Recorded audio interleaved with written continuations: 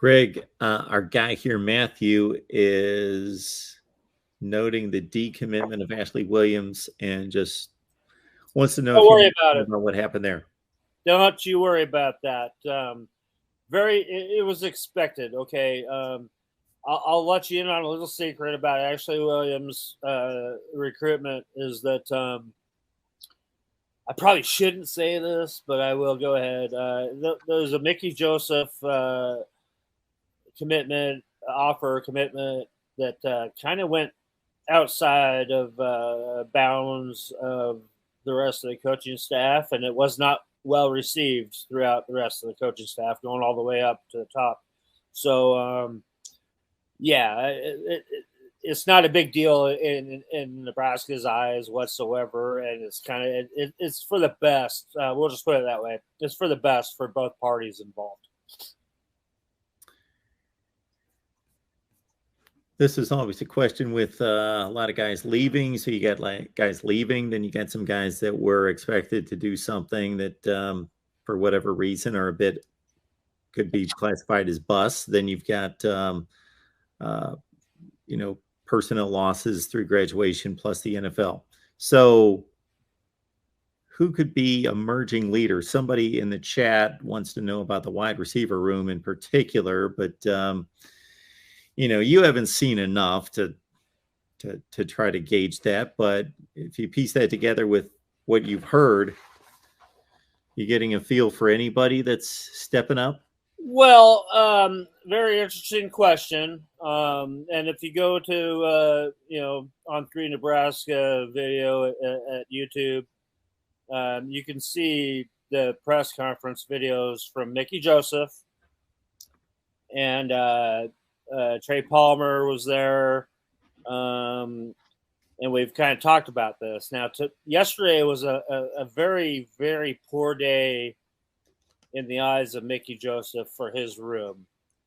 He quite frankly came out and said the DBs whooped their asses yesterday.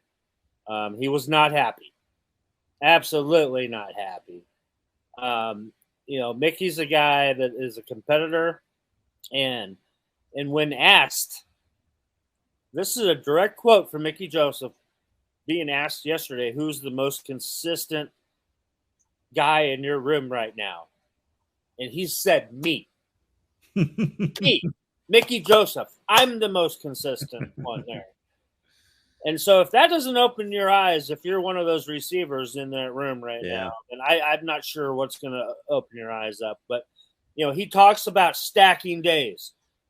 Stack a day. You get better and better each and every day. You stack those days. Yesterday was not one of those stacking days. They got their butts handed to them.